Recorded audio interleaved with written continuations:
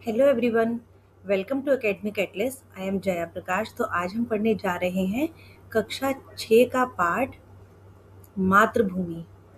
ये मल्हार पाठ्य पुस्तक से लिया गया है और ये है एक कविता। इस कविता को लिखा है सोहनलाल द्विवेदी जी ने। तो चलिए शुरू करते हैं। इस कविता में कवि ने भारत की भौगोलिक विशेषताओं का एक सुंदर वर्णन किया है। ऊंचा खड़ा हिमालय आकाश चूमता है, नीचे चरण तले झुक नित सिंधु झूमता है।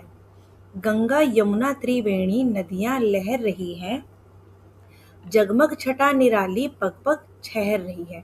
तो यहाँ पर कवि ने बहुत ही सुंदर प्रकृति का वर्णन किया है। भारत में उत्तर दिशा में ऊंचा खड़ा हिमालय आकाश को चूमता है। उत्तर दिशा में जो हमारे भारत में हिमालय पर्वत है वो ऐसा प्रतीत होता है मानो आकाश को चूम रहा हो। इतना ऊंचा और इतना अडिग, इतना विशाल पर्वत है, गौरवशाली हिमालय है, जो ऐसा लगता है मानो आकाश को चूम रहा है, जो देश की शक्ति और अडिगता का प्रतीक है। नीचे चरण तले झुक नित सिंधु झूमता है। और भारत के दक्षिण छोर में, नीचे भारत के दक्षिण में हिंद महासागर जैसा विशाल महासागर, जो ऐसा प्रतीत होता है मानो भारत के चरणों को चूम रहा हो। गंगा यमुना त्रिवेणी नदियां लहर रही हैं, जगमग छटा निराली पग पग छहर रही है। अब यहाँ पर कवि ने भारत की पवित्र नदियों का वर्णन किया है। गंगा, यमुना और सरस्वती नदी, जो तीनों मिलकर के त्रिवेणी कहलाती है, तीनों का संगम बनता है, उनका वर्णन किया है, उनकी महिमा का वर्णन किया है। इन नदियों का कलकल प्रवाह और उनकी जगमग छटा समस्त धरती पर एक अनुपम सुंदरता को बिखेरती है। इन तीनों नदियों का जो सुंदरता है, उससे मन इतना प्रसन्न हो जाता है कि देखते ही बनता है। जगमग छटा निराली, इसकी छटा इतनी निराली होती है। पग पग छहर रही है, मतलब ये कलकल करते बहते हुए अपनी आवाज से सबका मन मोह लेती है। वह पुण्य भूमि मेरी, वह स्वर्ण भूमि मेरी, वह जन्मभूमि मेरी, वह मातृभूमि मेरी। झरने अनेक झरते जिसकी पहाड़ियों में, चिड़िया चहक रही हैं हो मस्त झाड़ियों में। अब यहाँ पर कवि क्या कहते हैं, वह इस भारत को, अपने भारतवर्ष की भूमि को पुण्य भूमि कहते हैं।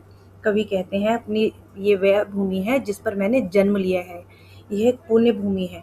अपनी जन्मभूमि भारत की महानता और पवित्रता का वो वर्णन कर रहे हैं। कवि अपने देश को पुण्य भूमि और स्वर्ण भूमि कहकर इसका गौरव बढ़ाते हैं। वो इसको स्वर्ण के समान यानी सोने के समान भूमि मानते हैं। देश को पुण्य भूमि और स्वर्ण भूमि कह रहे हैं। जहाँ कवि ने जन्म लिया है, वह कहते हैं ना कि वह जन्मभूमि मेरी, क्योंकि इस भारतवर्ष में उन्होंने जन्म लिया है, तो यह उनकी जन्मभूमि है। और क्योंकि वह इस भारतवर्ष को अपनी माँ की तरह मानते हैं, तो वह इनकी मातृभूमि है। ठीक है। अब यहाँ पे वो क्या कहते हैं, झरने अनेक झरते जिनकी पहाड़ियों में। तो कवि यहाँ पे आगे कहते हैं कि यहाँ की जो पहाड़ियाँ हैं, वहाँ से अनेक झरने निकलते हैं। वो झरने इतने सुंदर लगते हैं पहाड़ों से निकलते हुए, जिसकी प्रकृति, जो कि हमारी प्रकृति की शोभा को और अधिक बढ़ा देते हैं। हरियाली से भरे हुए पहाड़, वहाँ पर चिड़िया जितनी चहचहाती हैं, उनकी आवाज़ों से मन जो है वो मस्त हो उठता है। आगे पढ़ते हैं।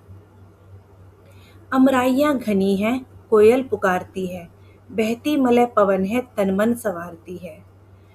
वह धर्म भूमि मेरी, वह कर्म भूमि मेरी, वह जन्म भूमि मेरी, वह मातृभूमि मेरी। अब यहाँ पर कवि क्या बताते हैं, अमराइया मतलब आम के बाग, जहाँ पर बहुत सारे आम ही आम उगते हैं, एक वह वो वाला बाग, उसे अमराई कहते हैं। तो यहाँ पर अमराइयों के बाग का वर्णन किया गया है। यहाँ पर कवि कहते हैं कि भारत की हरी भरी प्रकृति का वर्णन करते हुए कहते हैं, घने आम के बाग अपनी शीतल छाया देते हैं। इन बागों में कोयल अपनी मधुर वाणी से सबका मन मोह लेती है।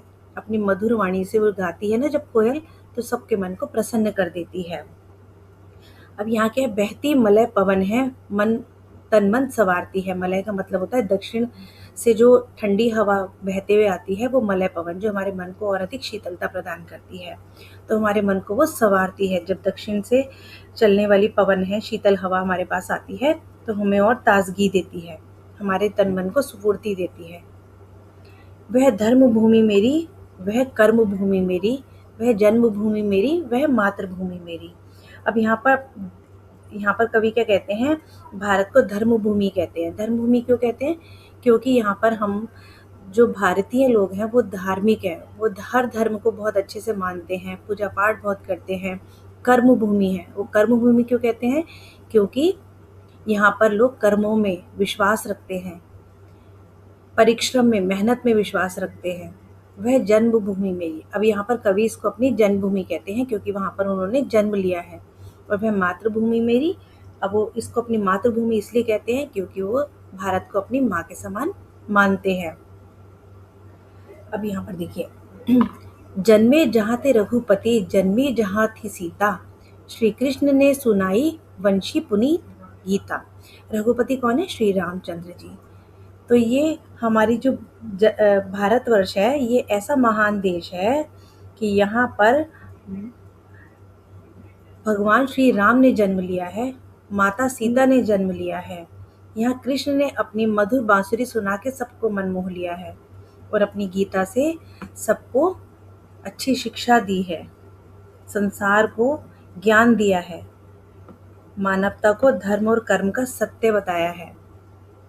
गौतम ने जन्म लेकर जिसका सुयश बढ़ाया है, जग को दया सिखाई, जग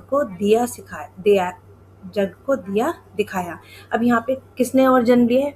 महान पुरुष गौतम बुद्ध ने जन्म लिया है, जिन्होंने सबको अहिंसा के मार्ग पर चलना सिखाया, ज्ञान दिया। अपनी करुणा से उन्होंने सबको ज्ञान दिया और सबको दया सिखाई कि लोगों पर दया किया करो, लोगों की मदद किया करो। जग को दिया दिखाया, दिया मतलब उनको प्रकाश, जीवन को इनको रोशन करने के लिए उनको ज्ञान का प्रकाश दिया। वह युद्ध भूमि मेरी, वह बुद्ध भूमि मेरी, वह मातृभूमि मेरी, वह जन्मभूमि मेरी। अब यहाँ पर युद्ध भूमि क्यों कहा गया है इस धरती को? क्योंकि यहाँ पे युद्ध भूमि और बुद्ध भूमि दोनों ही कवि ने इनको बोला है, भारतवर्ष को बोला है, क्योंकि ये ऐसी भूमि है जहाँ पर न्याय और धर्म की रक्षा के लिए महाभारत जैसा युद्ध लड़ा गया। ये बुद्ध भूमि है क्योंकि यहाँ पर महान गौतम बुद्ध ने जन्म लिया। ये मातृभूमि है क्योंकि ये हमारे धरती हमारी माँ के समान है। और यह जन्मभूमि है क्योंकि यहाँ पर हमने जन्म लिया, यहाँ पर कवि ने जन्म लिया। तो ये कविता जो है सोहनलाल द्विवेदी द्वारा लिखित है। बहुत ही सुंदर कविता है। आशा करती हूँ आपको इस कविता का अच्छे से सारांश समझ आया होगा। अगली कविता में हम इसके प्रश्न उत्तर करेंगे, शब्दार्थ पढ़ेंगे। तब तक के लिए बाय बाय।